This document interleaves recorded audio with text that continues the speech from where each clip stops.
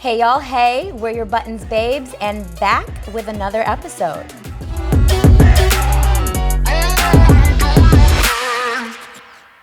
I'm Alyssa Vasquez. And I'm Alyssa Brayboy, and we are going to go ahead and dive into our push to start, which is something that pushed our buttons this week, whether it's good, bad, indifferent, whatever, what made you feel the feels. And so my push to start made me feel kind of indifferent / put me in, not my place, like just gave me some perspective. So I have an ex who like used to be my kryptonite, and in my brain was like, no, you're terrible, you're this, you're that. Like, and I went to the measure of blocking this individual.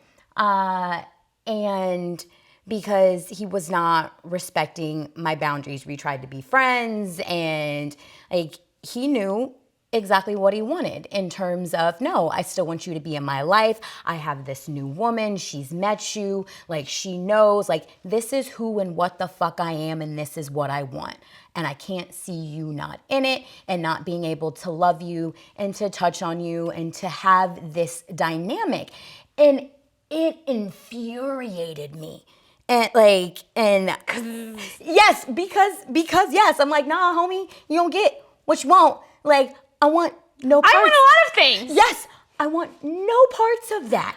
And but that is all that I took from it in that moment. Like, in that time in my life, in the blocking, and yes, I did what I needed to do. I mean, I think most of us with brains think that's the right. I don't know. Yes. You can at me. Y'all, come. Follow me here.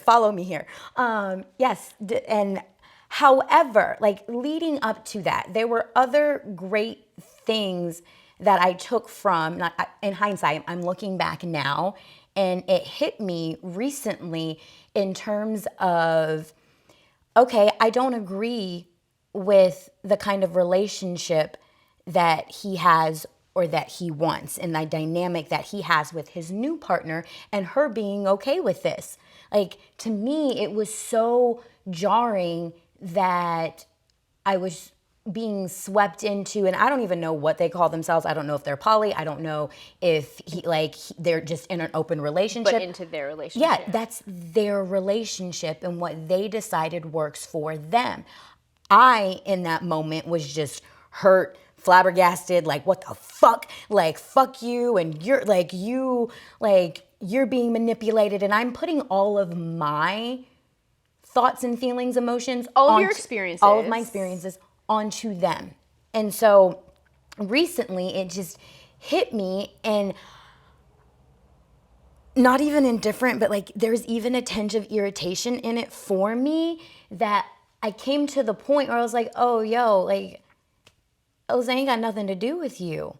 Like, that's not your relationship. That's none of your... That is like the hardest thing to like come to sometimes. Yes, and there was an appreciation for him that I've recently found, where I was like, he came out with his truth. Yeah, he asked for what he wanted. Right. You made, instead of going behind everyone else's back and doing shady shit, you asked for what you wanted and needed. You didn't get it. You might be getting it in other spaces, because I do know there are other women, but whatever.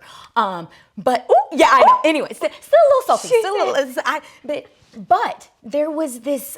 It hit me, and I was like, oh, I get it. I mean, I get it, and you got it. We all got it, I think. But does that mean that you always get what you want? That's the thing, is like, no. People can put it out there, but like, also it's like, I mean, and that's, I want a lot of things too, but I can say them to someone, but like, I would like to go to work and still get, I would like to not go to work, but still get paid. Yes. But the button for me that made me feel like, I don't even know what the feeling is, y'all. And it's a big button, I'm guessing, and to start. And there was an appreciation. There was a weird level of respect in terms of, putting it out there, not being shady about it, and like sitting in his truth and showing me, because there are things about me and things that I want and pieces of me that I'm afraid other people aren't going to accept. And I know that's a bit like, the parallel there is like vast, but it gave me perspective in terms of, oh, and in my head, like, him and I have had conversations, like, just in my head, like, in spirit. I mean, honestly, raise your hand if you've never had a dialogue with someone in your head, because my favorite time to do it is the fucking shower. Like, I went through this whole, like, okay, like, we're good. I see you. I understand. I'm not mad at you anymore, because I was mad for a very long time. Understandably. Yeah. And so, but I just got to this level of acceptance of, oh, that's who and what the fuck he is. That, Alyssa, what, like, let it go. It's not, why does that bother you? That he had the audacity to ask for what he wants and to be who he wants. And he's with someone who accepts him for that. And I'm like, oh, shit. And so it just hit. That was like a growing pain. Yeah, it did hurt. I was like, I don't like this. I don't like that I'm growing and this is some real adult shit and I'm accepting some fuckery. Happen? Yeah, I'm not accepting the fuckery because it's not, but I'm like not allowing. Also you're accepting, yeah. Like, it's like, oh, it's clicking. Right, and there are other dynamics of relationships, and just because it doesn't work for me doesn't mean that I get to put, like, my judgment on it and who, like, right? Yeah. And just, like, letting it be. Are they happy? Yeah. Okay, are you happy? Yes. Were you happy about the situation? No. I'm like, there it is. Okay, but you can still accept that that's someone, like, that's the way that they choose to live their life. Someone else's, yeah. Mm-hmm. And so it's got me sweating, y'all. Like, still, I was just like, oh, wow. That's a big, I mean, I'm an adult. Growing and learning in something like that is, I feel like it's kind of a big deal.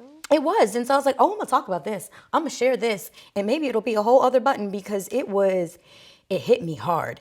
Like, to the point where, like, because you also know you have those things where you don't need to tell the people that. Like, you can have the dialogue and the forgiveness, like, on your own. Yeah, on your own. And it was just very interesting to me, that I wanted to, in a weird way, thank him. Like, thank you for being who you are. Yeah. And, we had some other, like, there was some ish in there, but in the grand scheme of things, like, you came clean with your shit. And so that was my long-winded push to start, y'all. That's what got me. That's a good, I don't know how to summarize that, but it was good. It was good. Yeah. It's uncomfortable. To me, it's so uncomfortable admitting that and saying it out loud and being okay and realizing, oh, you're not a monster. You're not a villain. That's just who I made you in my head at that moment. Like, You're allowing him to be a person. Yep. And, like, acknowledging that, like, that's... You didn't intend to hurt me. I just got hurt in the process of trying to accept that this is what you want.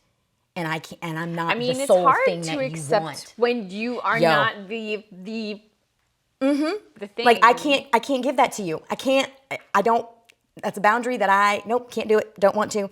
And it hurts. So I grew, we growing in these streets, y'all. So yeah. What you got, Mama? What pushed your button? I guess my current push to start is a little bit more on the sentimental side. Oh. My push to start is just like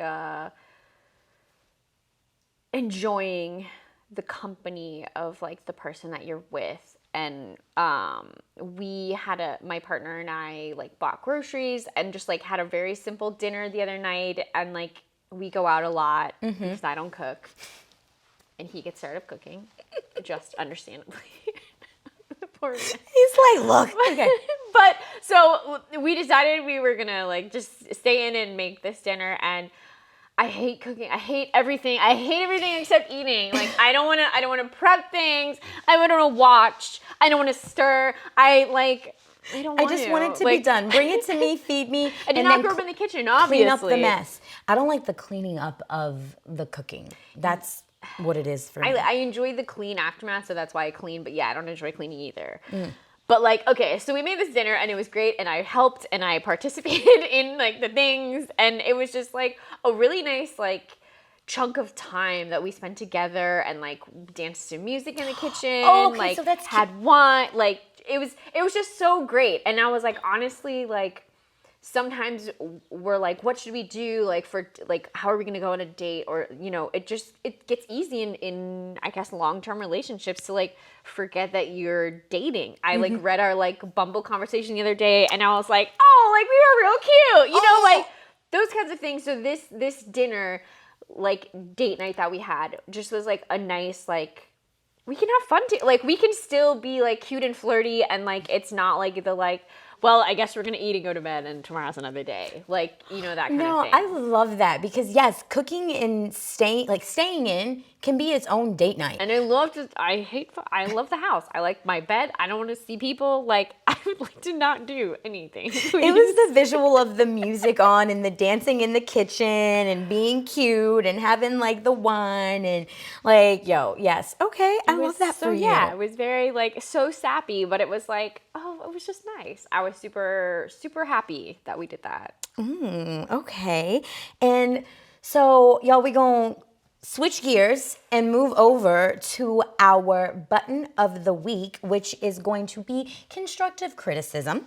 And it is brought to you via TikTok. Mama, yes, Lord, this child. Anyway, we're going to go ahead and play this video, and then we're going to dive in.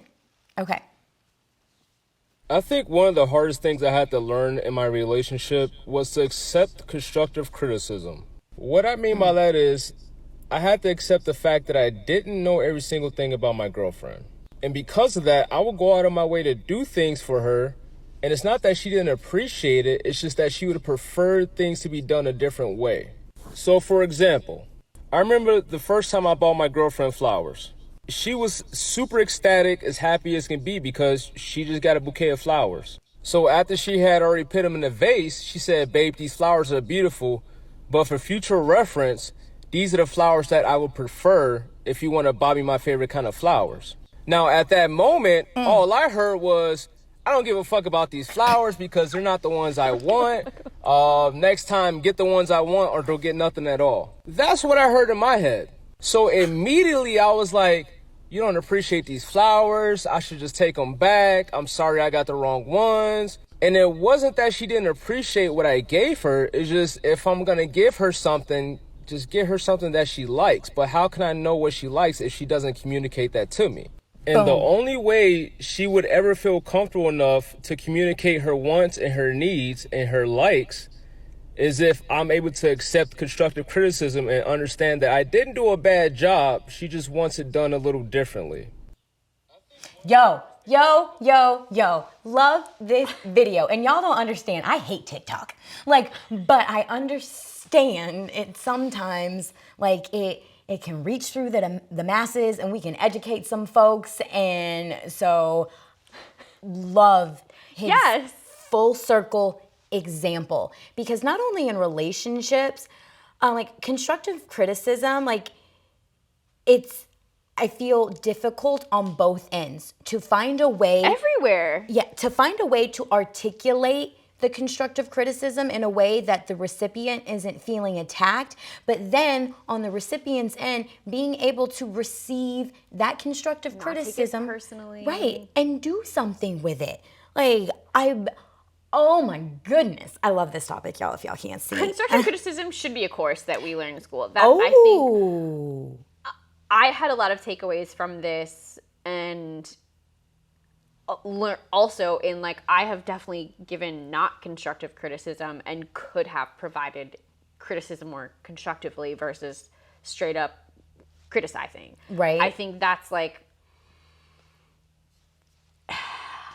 you can maybe receive it well, but you can't provide it well, or vice versa, or maybe you can't provide or receive. And I mean, and that's why I feel like it should be taught. It's hard. We don't see oftentimes great good examples of it. And the way that he explained it is what I love the most, because a lot of the times, yes, when you're giving someone constructive criticism, it is hard to not feel attacked, because you immediately go on the defensive of, I did something wrong. This is bad. I'm bad. I can't. Oh no. And so your emotions take over, and that is what happens, because there's a part of it for the recipient. It's like, no, you're not listening.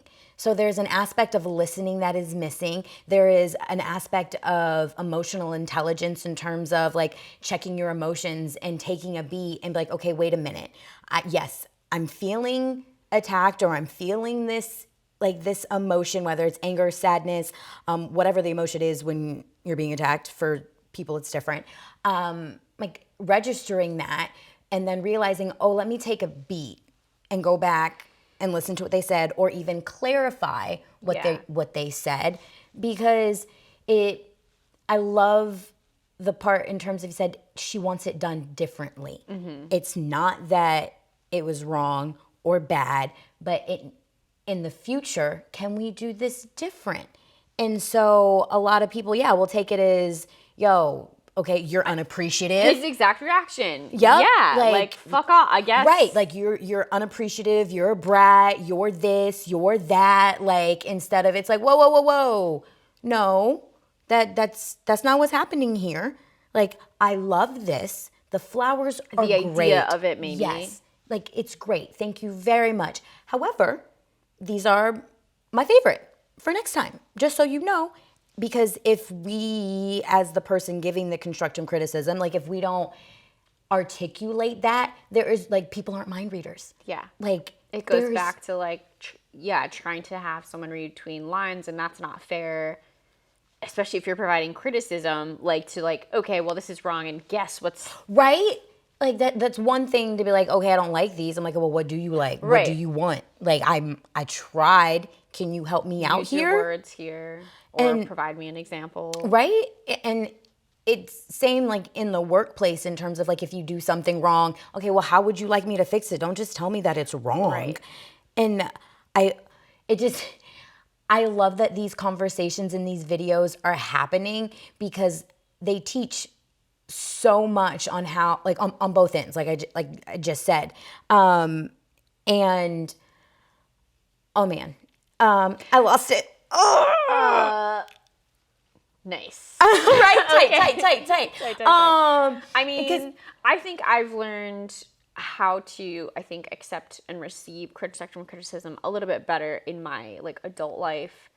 I think relationship-wise, like, my friendships, I guess, like, that's something that I don't notice in many of my friendships, is, like, constructive criticism. We've had moments where, like, but I feel like we found a groove, and like knowing how to talk to one another, like, and asking for things, like, hey, mama, like, next time, can you do this? Or like, so once you get used to it, it rolls. It's not so challenging. Right. Yeah. It's not as uncomfortable. It rolls out of your mouth easier. Like, it lands softer, because you realize, like, that person's not trying to hurt you, and they're not trying to attack you. It's just a thing. It's just, right. It's just a conversation. And another really great example of, which it came back. Shout out again. We love Horrible Decisions. Mandy and Wheezy. They were. I still haven't seen this episode. The flower one, the flower. Okay. Go. So this is because there's also an aspect of, like, when you're not taking constructive criticism, there's a layer of, you're not listening, and you're and you're it's almost a layer of ego, question mark. Where you think you know what's best, and that you know this person, and that it's like you're almost disrespecting that individual. It's like, no, I've told you, I've shown you, there's this level of, you don't respect me enough to take what I'm telling you as the truth. Like, you have to know better, instead of listening to me. And like, I don't know what I want or how something needs to be done. And it's also kind of ego, but also a little arrogant of, yo. And anyway, back onto the train of horrible decisions. Mandy recently split up with her longtime boo, and it was her tipping point was over flowers. It was Valentine's Day. Enough. Yeah, right. We did not plan this. It was over flowers, and she's like, "No, it was the last straw. I was tired of explaining to my partner what I wanted, what I liked, all of the time. Like, I told you what I wanted and you didn't listen. You went out and you did everything but what I asked you to. What the fuck?" Yeah. Like, I mean, yeah, if you provided directions and they're not taken, like, then what? You can only do so much. Right. And she's like, "No, like, you don't love me. You don't respect me. You're not listening to me. Why would I want to stay in something where I'm like, you're not coachable either. Like, you're not trying to be better. You just trying to be. You're just being. Yeah. And you're trying to tell me that you know me better than I know myself. Like, it's not about what makes you happy. I mean, that is a part of a relationship, but no, you're trying to make me happy, and I've told you how to make me happy. But you fight against that because you're making it about yourself and your ego and your arrogance of what you think you know instead of listening to me. And so at that point, it's like, it is a level of disrespect of, no, you know what? I don't want to fight with you about this anymore. Yeah. And so she saw them flowers and she's like, "Yo, we're done." Like, and so like hindsight. There's more like, to the episode. Exactly. Definitely, you should check it out. You definitely check this episode out. It was the layer there was such a great example of like, no, if I've provided you a dummy proof list, or like I've told you like this will make me happy, why would you do the opposite? Or like you've been shown what to do. It'd be one thing if you hadn't been shown what to do or asked what to do. And so, but she's like, "No, we've been through this. We've been done this." And I'm like, ugh. And it was priceless and it was perfect. And it leads into, yes, constructive criticism, being able to dish it out and then receive it. But it's not easy. Like, it hurts. It's hard. It's like, oh, so... But it's just, like, it's, Mama, what you said, like that not taking it personal part, that can be a challenge for most, I think, because your feelings do take over and it's very uncomfortable. But unless you know and are put more in those situations, it's going to remain uncomfortable. Yeah. It's like the more you shine a light on something, the less dark it is? The less dark it is? Yeah, I don't know where this fucking thought went. She gone. I don't know. You see things like the monster that you're envisioning is smaller when the light is on. Yes. Bro, I don't know. No, but I mean, we kind of get it. But I'd like to think that I am, like, for the most part, like, it's definitely as I've gotten older, have I been better about accepting. I feel like every third one I'm great at accepting. Honestly, I know that I can recall some instances where I have not constructively received the criticism and been like, well, I guess I won't do this anymore. Taking that very attacked mentality and then in hindsight then been like, I didn't have to be so dramatic. Anyways. And we're here. And I will say, some of my close circle that is watching, please let me know if this is not the case. But I feel like I also do a really good job at giving constructive criticism, as an empath, as someone who, really believes in do unto others as you would like done to yourself. I'm like, okay, I feel like sometimes maybe I'm too constructive and I handle people with kid gloves, and I'm so nice and patient, and sometimes inside I just want to hulk out and be like, oh my fucking god. But I think I'm very good at giving the feedback and the constructive criticism until I'm not. Like, if I've said it, like, 7 times, that's when I'm gonna lose my shit. She will say it 7 times. Yeah, is the thing. And so... Yeah, you I think are a much more handholdy, constructive criticism, like room for error person than myself. I feel like us meeting in the middle would be good for a lot of people, both who I am providing criticism to and who you are wearing gloves for that like don't need gloves. But I mean, we're very, that reflects, I think, a lot of both of us. I love that. Which is why we're a nice balance. But I think that comes with practice. Oh, for sure. And I mean, I don't know. I think many of the people in my life, I don't need to provide a constructive criticism to for most things. I'm either very like, it is known so that there doesn't have to be a question about it, or I don't know, I guess, or I'm oblivious. No, for you, as the moment you said it, it is known. I'm like, oh yeah, Alyssa is one of those individuals like where she makes it known. But you, like, as being in your circle, like, I have also learned from you, like, to take your attitude with a grain of salt. Like, I'm fucking moody. I'm just fucking, my face is my mood. Like, and so, but even your attitude, I don't take personally, because I know, I'm like, I should get over it. Like, she gonna be fine. Like, she is just fucking. She is who she is.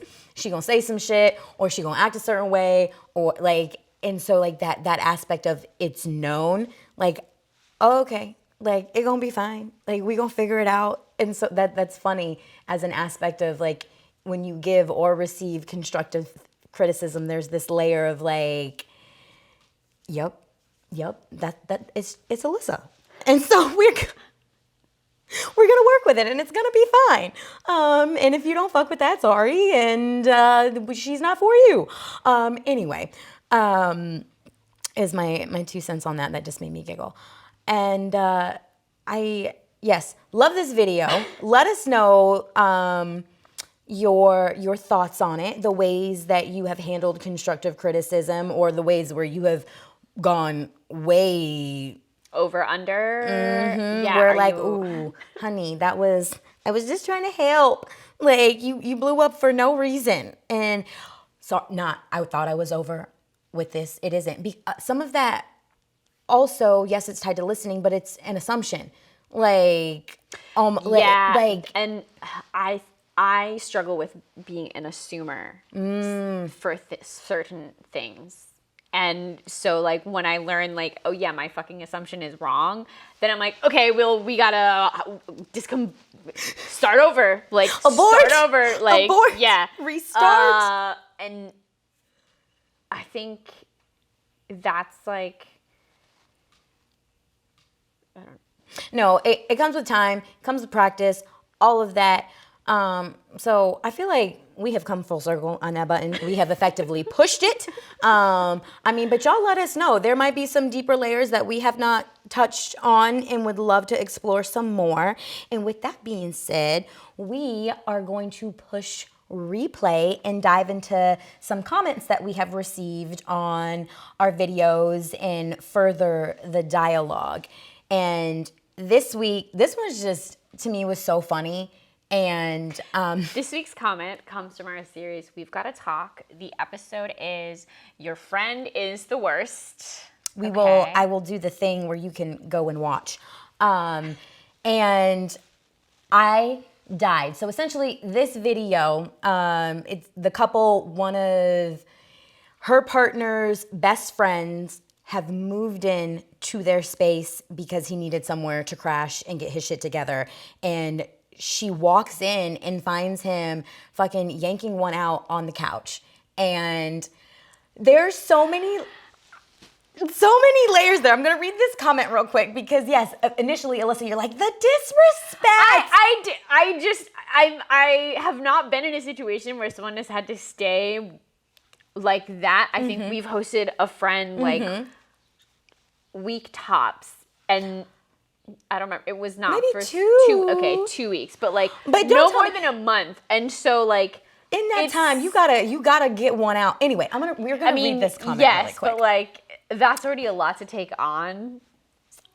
Okay, it says, even though Phil should have asked for permission to choke his one-eyed monster without a used towel to catch his baby batter. What is that whole fucking line? I like the words. We love you. You might have to come right for us at some point because we love you. Anyway, at least Bray Boy had the decency to let Phil finish when he started. She's a keeper. Now, facts. On that, I am always like, yo, you gotta finish. You started, and so yes, it's my house, but I'm gonna back the fuck up. But there's, for me, what I thought was so funny, yes, the verbiage, but also, I mean, he didn't know she was coming home. I do understand, yo, you've got a room, you can do that in the room. I don't think it's bad to like rub one, like you just gotta be careful to like rub one out in someone else's house. Like, and that's just me. Like the way you do it, I think is important. I mean, yes, that's like I feel like rubbing one out in your own living room is fine. It's one thing. It's your own fucking house. In someone else's home in the living room is where I'm like, no, only my fucking naked ass can be on this couch, not yours. Yes, he should have put a towel down. Absolutely. But it's like, nowadays, people have fucking cameras everywhere. Like, Very that true. is my thing when I am visiting anyone else is I'm like, is there a fucking, like, where is there a camera? Where are the cameras? Like, how do I avoid this? Yes. Like, how do I avoid that happening? Like, because there's bathrooms, there's whatever bedroom you're staying in. Like, I have been home to visit, and I'm not gonna lie, like I gotta do. I mean, of course. Yes. That's in your room, the room that you're staying in. Yes. There. And I can kind of get if, like, because maybe he's into like different places and I mean, like sure. Like it's a then lock the door. True. I mean, I don't. You know what I mean? Yeah. Like, I mean, she got keys though. Anyway, so like I get it to a certain degree, and I think that's why me/the character let him finish. I'm like, yo, bro, like, but also because in my brain, because maybe I'm disrespectful, I don't fucking know. But I've also like, it's like the same thing of like banging in other people's homes. Like I've definitely had sex in my friends' houses. I mean, surely when you're like watching the pet, right? Like, staying with. I don't. Yeah, but to me, it's same, but different. But you're not doing it in the living room. I mean, I've done it in. Wait, yeah, I've done it in the living room. Okay, maybe I'm disrespectful. Y'all, let us know. But like, nah, Bray Boy, that's too far. You've never done it in someone's living room? Like someone who wasn't my partner's living room? Yeah, like a friend. Like whether you were house sitting or. You know, like you've never had a quickie. Like to me, also it's the rush. Like the. I mean, yes, and I'm like a let's get caught. Like the voyeurism. Like yeah. I'm into that. I don't think that's voyeurism. Actually, voyeurism is watching people. Never mind. Facts, but it's like the. So I understand like that. I understand that's all like exciting and whatever. But I also if I walked into my home and someone was staying there that was. Not, I don't know if it wasn't you or fucking me or fucking houseboy. Like I would be like, what the fuck are you doing? Like go to the bathroom. I don't know. I would laugh. Like I'd be probably a little irritated. I don't know if I would let them finish. That's the thing. I'd be like, get the move fucking now because I'm like, this is my space. So like, I don't know. I think I can't knock on wood. Like. This is like a legitimate worst nightmare scenario for me. Really? That's a worst nightmare? Yes. I don't know why. Catching someone doing that in my in my like whatever is like what upsets me, because if I was staying with someone and I walked down on them in their home, I would just be fucking mortified, because I was like, I can't believe I did that to you. Like, I'm so sorry. I disrespected you in your home. Like, that's how I would feel. But like if it's my home, I would be like, you the disrespect. I don't know. I'm a weirdo, and I would be so jazzed. I would laugh. I'd be like, yes, good for you. Gotcha, bitch. I mean, there's something. It depends on who it is. Honestly, it would depend on who it is, because if it's like. That's a good point. If it's someone that's like within my circle enough that I'm like, I can understand. Like, you would fucking like. Oh, yeah, I mean, yeah, but there's. If it was like someone that I didn't know, like that was like our first meeting, then I would be like, how dare you disrespect me in my own, you know what I mean? We just met. Yeah. But like, funny story.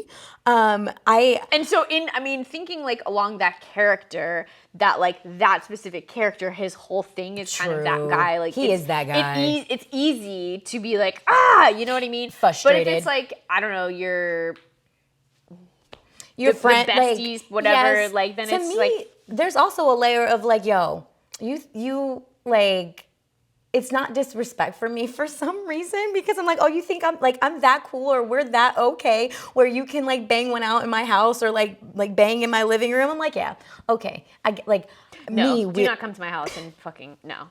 It's my. I am the one having sex on the couch, not you. It's like good for you. I get you need to, but like not on my house. This is mine. This is mine. You have your own couch. That was. Yo, okay. So yes, you let us know what you think on the matter. I don't know why. Watch the episode and add on to the comments and tell us like how you'd feel. Disrespectful, not disrespectful. Are you down with it? Would you be pissed? All of the yeah, that word. So don't forget to like, comment, subscribe, download, share, rate, all of the things, and we will catch you next week. Bye.